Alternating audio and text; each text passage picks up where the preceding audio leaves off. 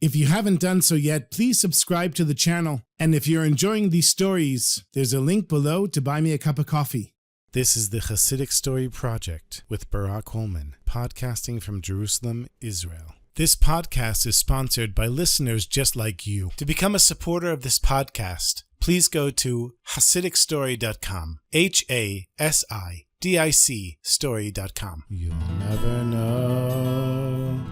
You'll never know. You'll never know.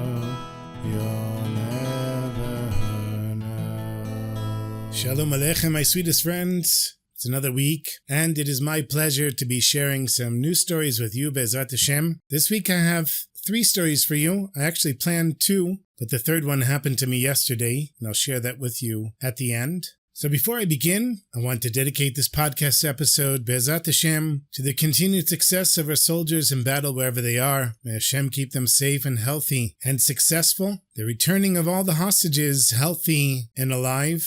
The refuah shlema, the full recovery of everybody who's been injured or who is ill, the comforting of those that lost loved ones, and the continued unity of the Jewish people here in the land of Israel and all around the world. Be'ezrat Hashem. The first story took place about 150 years ago in the time of the 4th Lubavitcher Rebbe, the Rebbe Maharash, Rebbe Shmuel of Lubavitch, who lived from 1834 to 1882. And those were during the years of the harsh rule of Tsar Alexander II, who persecuted the Jews and forced them to live in the Pale of Settlement, which of course made a living very difficult. And so many Jews ended up owning small inns and taverns without any Jewish community surrounding them, just so that they could make a living. And one of those Jewish innkeepers' names was Yakov.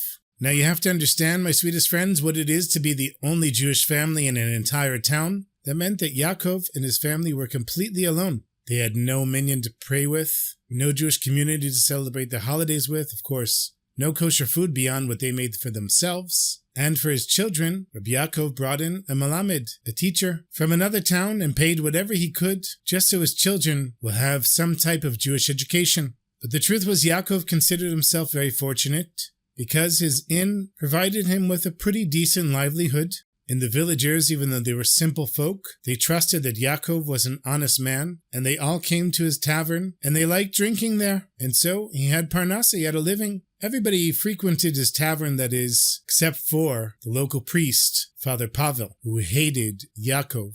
He hated all Jews, but Yakov was the only one nearby, so he hated him even more. And this priest was a very talented speaker. Whenever he would get up and speak, the whole congregation would be inspired to follow him, and he would pour out his wrath in public against the Jews and warn the congregation not to go to Yakov and do business with him. And that's because Yakov was the only Jew around, as I said before. And the priest, trying to force Yakov out of business, actually opened his own tavern, but the villagers wouldn't go to the priest's tavern. It's kind of a silly idea if you think about it. They didn't want to get drunk in front of a priest. Besides, they liked Yakov, and it was their familiar place. And the truth was, no one could figure out why Father Pavel was making such a big deal about one little Jew. But I guess we could say the same thing about the state of Israel, one little Jewish country in an entire world. But Father Pavel realized that his tactics weren't working, his threats against Yakov, opening up a competing tavern, and so he came up with a new diabolical plot. One that would use Yaakov's own good nature against him. One afternoon, Father Pavel comes into Yaakov's tavern, and he says, Yakov, I want to make a deal with you. I want to buy your tavern. Name a reasonable price, and I'll buy it. But Yakov said no, he wasn't interested, and that's what the priest expected. And then he said, of course, Yakov, you're right. Why would you trust me after all the things I said about you and how I've treated you? The truth is, I've been such a fool. I'm not following my own Bible. Turn the other cheek and show kindness to strangers. You know what? I'm going to close my tavern just so you can succeed. I want you to succeed, Yakov. Come, let's forget our differences. I'm not going to be your competition. Let's drink a toast to brotherhood between you and me. Bring the best bottle of vodka you have, and I'll pay for it. And then the priest put several golden coins on the table. And Yakov, whose heart was so pure, he could never have imagined that the priest was deceiving him. He brought the best bottle of vodka and opened it. But before he could pour it, the priest stopped him and he said, Why should we drink alone? Let's invite some of our friends from the tavern to drink with us. And of course, the peasants there were very happy to get free vodka, especially the best vodka in the tavern. The priest said, let them be witnesses to our new friendship and a new era of partnership between you and me. In the moment Yakov stepped away to call some other peasants to come and drink along with the priest took out a small vial from his pocket and poured it into the vodka bottle, shook it up, and put the cork back on. And minutes later, Yakov is there with several peasants from the tavern, and they sat down and filled up their cups. And one of them, who couldn't wait, excitedly lifted his cup and yelled, "To brotherhood!" and then downed the whole thing down. Very quickly, it grabbed his throat. He started gasping for breath, and then he fell to the floor.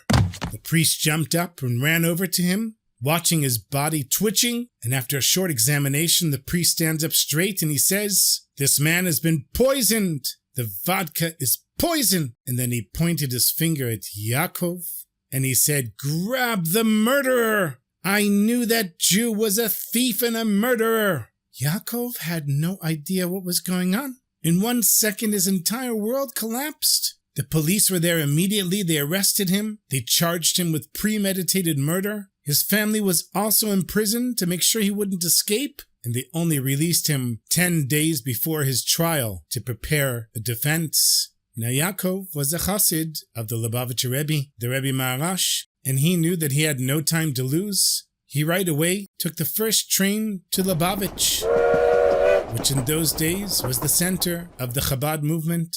And it took a day on the train, and when he arrived, he went directly to the Rebbe's house. He told the Rebbe's secretary what was going on, and that his very life hung in the balance. The secretary went into the Rebbe's room, but a couple of seconds later he came out and he said, "I'm very sorry, Yakov, but the Rebbe said there are other appointments before you, and you'll have to wait. Maybe I can fit you in tomorrow." Now, finding a place to sleep in Lubavitch was no problem because there were many Chassidim that would happily open their house up to a fellow Jew. And the next day, after he went back to the Rebbe's house, he received the same answer. And the day after as well. 4 days passed, and his trial was less than a week away. His family was in prison, and the Rebbe, his only hope, seemed to be ignoring him. He was trying to hold on to emunah and simcha and not worry and be joyous. And then came the 5th day, and as soon as he arrived in the morning after davening, the secretary told him that the Rebbe wanted to see him immediately. The first person. Finally, Yaakov said. Now the Rebbe would give him some advice and a blessing and some holy wisdom that would save his life.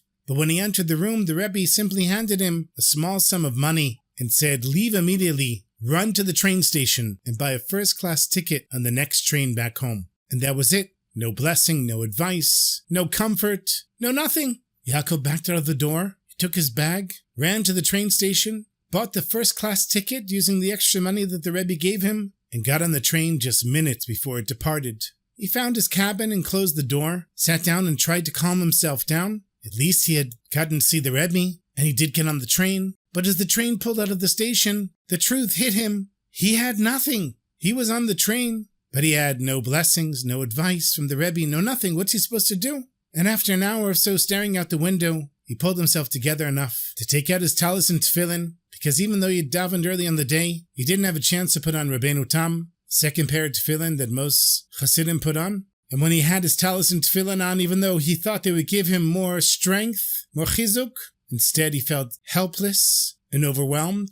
He thought maybe the Rebbe sent him back because there was nothing the Rebbe could do. With his holy vision, he looked in Shemayim, he looked in heaven, and he saw there's nothing to do for poor Yakov. And he thought he's going to die a miserable death for a crime that he didn't commit. And his poor wife and children, she'd be a widow and they'd be orphans. And he just started crying from the depth of his heart. And the noise went through the whole first-class section. He cried out loud, occasionally trying to say a word from the siddur. He was so lost in his grief he didn't realize that everyone in the first-class car could hear him. And his neighbor in the cabin next to him knocked on Yaakov's door. And when there was no answer, he opened it and he sees this Jew with a large white cloth and some black box on his head, crying like a baby. And he says to Yakov, "Jew, what are you doing? Why are you crying like that? You are disturbing me and everyone else here in first class." And Yakov didn't even realize it. He looked and he said, "I'm so sorry." And before he knew it, he was pouring out his heart to this stranger, telling him the whole terrible story about how the priest deceived him, the false accusation, the upcoming trial, and the priest is really the murderer. And Yakov's door was open, and eventually his story drew some of the other first-class passengers from their cabins as well. And they all crowded around listening to this tragic story, and then they asked him to please control himself for the rest of the trip, and they returned to their cabins. And a few days later, the trial began, and things were looking very bad for Yakov. The courthouse was packed with a bloodthirsty crowd just waiting to watch Yakov be sentenced to death. And there were 5 very serious judges who had been brought in from Vitebsk, and they were looking down with their large white wigs and long black gowns. Yakov knew this was it. Everything was against him. He got nothing from the Rebbe. The Rebbe didn't pray for him. The Rebbe didn't tell him what to do. And Yakov watched helplessly as witness after witness gave the same testimony. They all saw that Yakov took the bottle off the shelf, and that this peasant died, and Yakov poured the vodka, and then the priest took the stand, and he was sworn in on the Bible, and he went into his tirade against the Jews. And of course he was an incredible orator and speaker, and everybody was spellbound. And at the high point of his speech, he points his finger at Yakov, and he says, "So, your honors, it should come as no surprise that this cursed Jew poisoned the vodka." And then one of the judges interrupted the priest, and he said, "Excuse me, Father, that's not what you told us last night." And the priest said, "Last night? Your honor, what do you mean, last night?" And then another judge said, "Don't you recognize us?" And they took off their wigs, and they said, "We were guests in your tavern last night. We didn't reveal our true identities, but after a few shots of vodka last night, you bragged to us yourself how you poisoned the vodka. Guards, put this man under arrest for murder." And the crowd erupted, screaming at the priest. And Yakov sat there with his mouth wide open, tears of gratitude streaming down his face. The judges were the neighbors on the train a few days before, the very passengers that Yakov had disturbed with his crying. And after hearing his story, they decided to investigate for themselves. They went to the priest's tavern, which of course Father Pavel had reopened since Yakov's inn was shut down. And disguised as just travelers passing through, they gained the priest's trust. And after a few drinks in his tavern, the priest's own arrogance betrayed him as he boasted about setting up Yakov.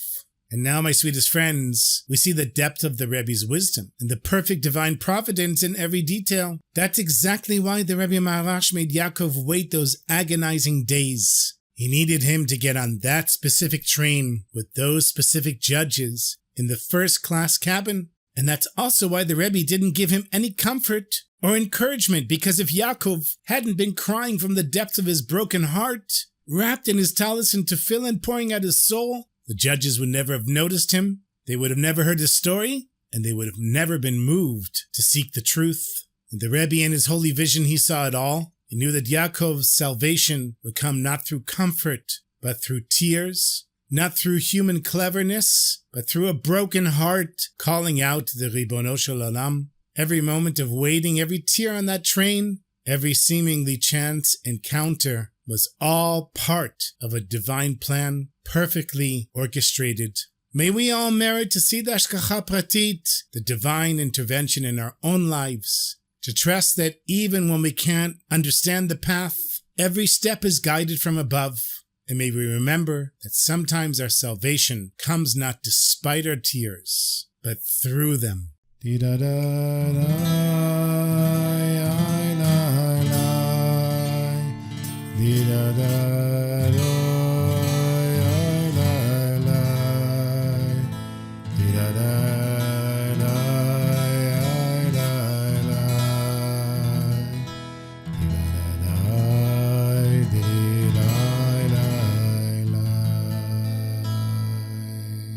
I have another story for you. Nearly 1,000 years ago, in the year 1040, in the city of Troyes in France, there was a wine merchant whose name was Yitzchak ben Eliezer. Now Yitzchak wasn't just a simple merchant. He was a Talmid Chacham. He was a Torah scholar that was a descendant from the great Rabbeinu Gershom, who had just passed away that very year. Rabbeinu Gershom, who lived from 960 to 1040, was the founder of Torah learning in Western Europe. the teacher whose main yeshiva was in Mainz in Germany and had produced almost all of the great rabbis of the generation. But more than his learning, Rabbi Yitzchak had something more precious, a pure heart that could not bear to see Hashem's name desecrated.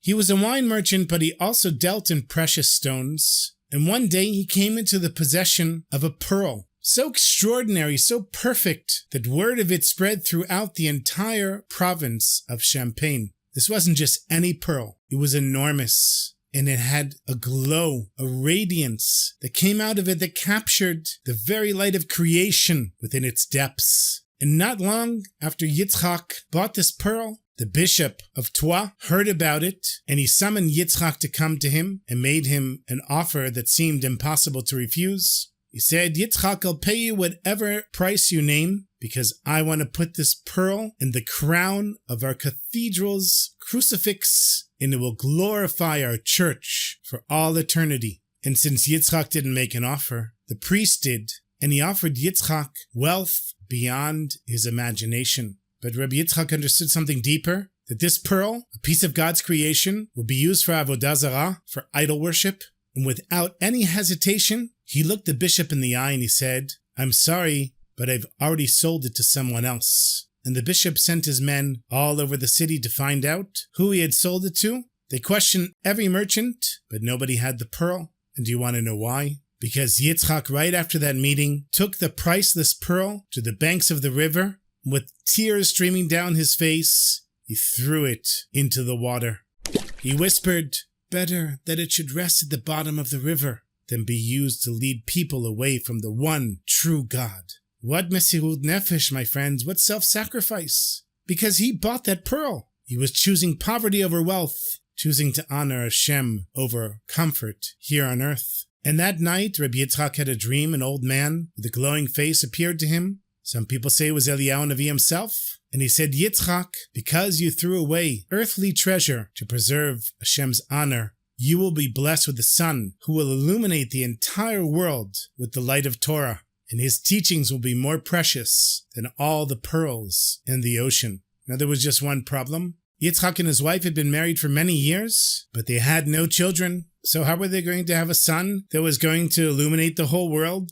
They had prayed at every holy site, given tzedakah to every poor person, but still their home remained empty of the sound of children's voices. But after that dream and after his act of mesirut nefesh, self-sacrifice, everything changed.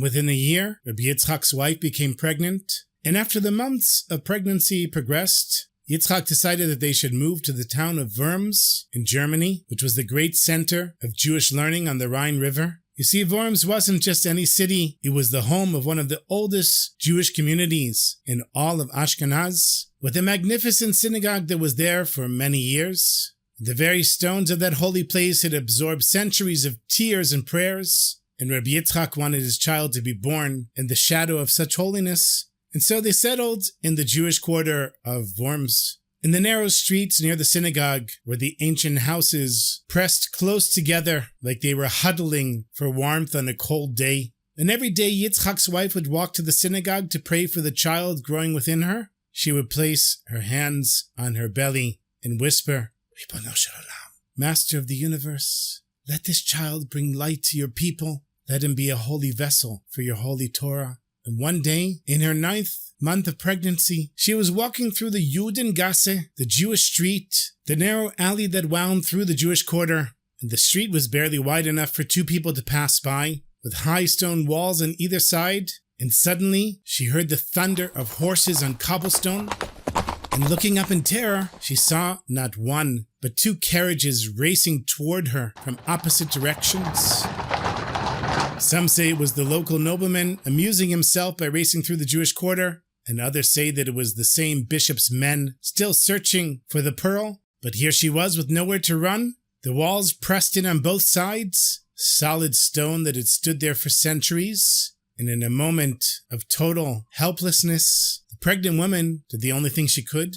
She turned towards the ancient wall and pressed herself against the cold stone, placing her hands protectively over her belly and crying out, Shema Yisrael! Master of the world, if not for me, then for the child I'm carrying. You know who this child will become? save us for the sake of your Torah. And then the wall, the solid stone wall that had stood there for centuries, began to soften like warm wax, and she pressed against it, and the stone created a perfect indentation in the shape of her pregnant stomach. The wall literally embraced her, pulling her into itself, creating a protective space that sheltered both the mother and her unborn child, and the carriages thundered past, so close that the wind from their passing tore at her clothes. Mud from the wheels splattered on her face, but her baby and her were untouched, held safe in the embrace of the stone that was as soft as a mother's arms. And when the danger passed and she stepped forward trembling, the wall retained the shape of her form, a witness to the miracle that had happened. The outline of a pregnant woman, carved not by human hands, but by divine intervention, was pressed into the stone like a seal pressed into soft wax. And word of the miracle spread throughout the Jewish quarter like fire. Jews came from all over just to touch the miraculous indentation. They understood what it meant, that this child was destined for greatness. The very stones of the earth had moved to protect him. And weeks later, on the 29th of Shvat, in the year 4800 from the creation of the world, that is 1040, the child was born, and they named him Shlomo, after Melech Shlomo, after King Solomon, who was the wisest of all men. But we know him by a different name, Rabbi Shlomo Yitzchaki, also known as Rashi, the teacher of the whole Jewish people. And as everybody knows, Rashi would grow up to write the first comprehensive commentary on the entire Torah and Talmud. The commentary is so clear and essential that no Jew has studied Torah without it for nearly 1,000 years. Before Rashi, the vast sea of Talmud was accessible only to the greatest of scholars, and Rashi opened it up for every Jew, explaining difficult words, clarifying arguments, illuminating meanings with such gentle wisdom that even a child could understand. And since then, there has never been a complete printing of the Talmud without Rashi's commentary. And that indentation in the wall remained visible for 900 years. Jews would bring their children to see it, to touch it, to remind them that Hashgacha Pratit, divine providence, is not just an idea but a reality set in stone. They would tell the story about how Hashem softened the hardest substance to save this great future teacher. And during the horrific days of the Holocaust, when the Nazis destroyed the ancient synagogue of Worms on Kristallnacht in 1939, they tried to destroy this holy sign as well, but they couldn't destroy a miracle. And when the synagogue was rebuilt in 1961, the builders found traces of that ancient miracle still embedded in the stones. The Zohar teaches us that every soul has its moment when it enters this world, and all of creation comes together to make it possible. But for certain souls that will transform the world, creation itself bends and reshapes in order to ensure their safe arrival. The wall that embraced Rashi's mother wasn't just saving one person and her child. It was preserving the teacher who would open the Torah for every Jew who would ever live. And it all began with the father who threw away a fortune rather than allow Hashem's name to be dishonored, and a mother whose faith was so strong that stone itself softened with her prayers. May we merit to see the walls in our own lives, the obstacles that seem insurmountable, transform into the very things that shelter and protect us. May we have the faith of Rashi's mother, who believed so completely that Hashem could save her child, that she turned towards a stone wall, expecting it to embrace her.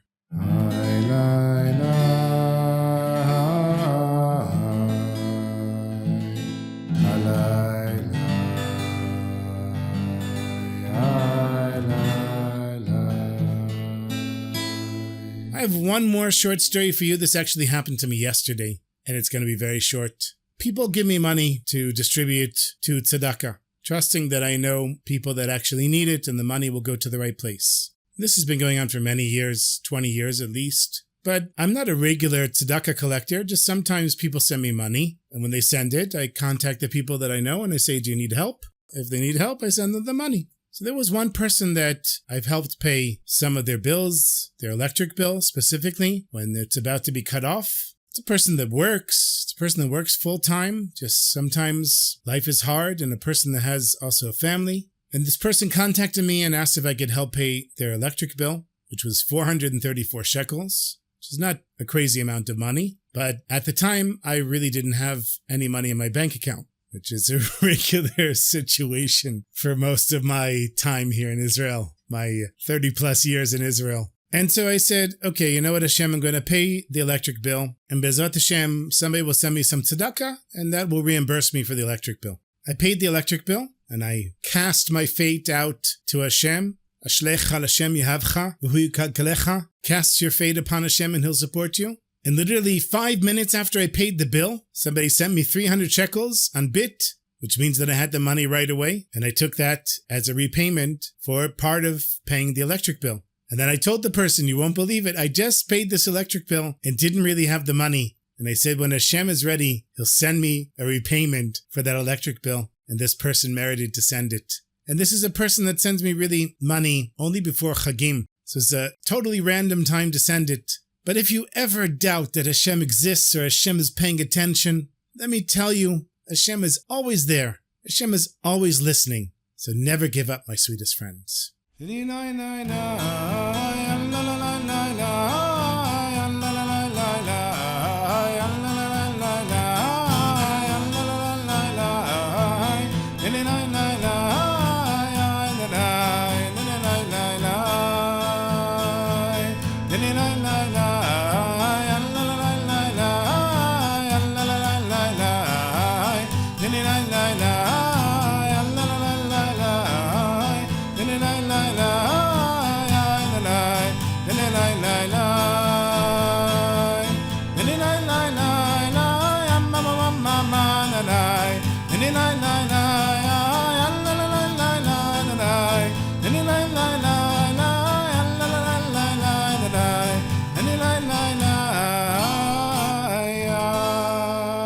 Thank you so much for listening to the podcast. As always, my sweetest friends, thank you to all the supporters and all of the lovely people that said hi to me over the summer. I feel like I have a fan club going now. There were times literally I was surrounded by people that listened to the podcast, because one person would say, hey, are you Barak Hullman? Another would say, you're Barak Hullman? Wait, are you the podcast guy, the Chassidic story guy? So thank you, everyone. That really makes my day. I've told everyone many times, it's a lonely task sitting here recording in my office by myself. I don't get to see the crowd. I don't get to see who's listening. So when you reach out to me, it means so much. And especially supporters, I am so grateful for the money that you give. It really means so much to me. And thank you. And sometimes the listeners of the podcast end up at my Shabbos table. So if you ever want to know where that money goes, that's where it's going. And before I finish, I just want to say Shalom Aleichem to one of the big fans of the podcast, Edin, who's going to have her 12th birthday, her bat mitzvah, this week.